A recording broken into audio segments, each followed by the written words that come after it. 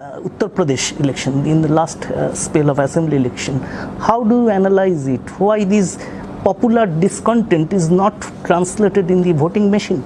You see, that is the important question which the CPIM has been articulating for some time, which we must understand that what is happening today is while people's economic issues and problems and misery are growing, even in UP you will see where the Kisan movement had its impact, where the Kisan belt is there, where agricultural activities are there the BJP suffered. They won, but they won with a lesser number of seats.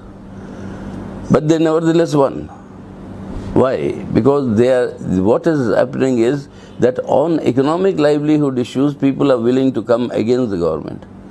But they are being mobilized on the issues, on emotive passions, on the issues of Hindutva and the spread of hate and violence against the minorities. So they cannot be defeated only by big struggles on the economic issues of the people. It has to be a combined struggle against Hindutva as a whole, which includes these economic problems, which what we discussed so far. It's part of the Hindutva agenda, this corporate communal nexus. And at the same time, their entire ideological and the emotional appeal to the people on the question of Hindutva, that has to be challenged. Today, what is the Prime Minister talking about? Either you have the azans, you have halal meat, or you have the hijab. You have only, earlier it was Kabristan and Shamshan Ghat. For him, there is no other agenda except sharpen the divide. And then this is taken as a signal by all these private armies and mobs. Not a single word has the Prime Minister uttered against these calls for genocide against the Muslims.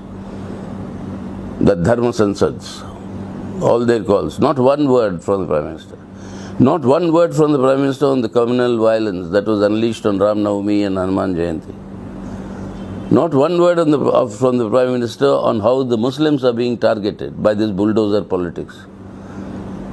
It is the worst vote bank politics of consolidating the Hindu communal vote bank, Hindutva communal vote bank. And it is this politics, therefore they have to be challenged in a holistic manner. This Hindutva, the RSS's fascistic project of converting a secular democratic India into a Hindutva Rashtra has to be resisted politically, socially, culturally, apart from the economic struggles. And holistically, this has to be combated, and that is where all the secular forces will have to come together to realize that it is not piecemeal struggles. They are no longer piecemeal struggles, saying that this is neoliberal economic policies, this is communalism. They are all combined together into one under this government. And that is the Hindutva offensive. That has to be combated in a holistic manner. So it is a struggle in multi-layer also. Yes, multi-layer, and at the same time to understand economic struggles on economic issues, very important. As I said, wherever they were very strong, the BJP suffered, losing its quantum of seats. But they must be combined with the ideological struggle, the political struggles, in the social arena and the cultural arena.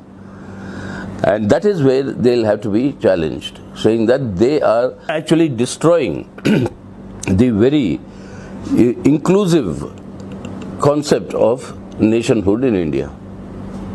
That is where all these issues have to be combined together to mount the counter-offensive. So you need to build a unity of the people also. You need not only to build the unity of the people, you have to build a counter-hegemony to their idea of Hindutva fascism. The counter-hegemony has to be built in the cultural, in the political, in the social, in all these realms. The counter-hegemony has to be built. And that is a very, very urgent and important task. And that is what the CPM has decided in this last party congress, that this is the holistic manner in which we approach and mobilize the other forces who are willing to come for an alternative to this lot.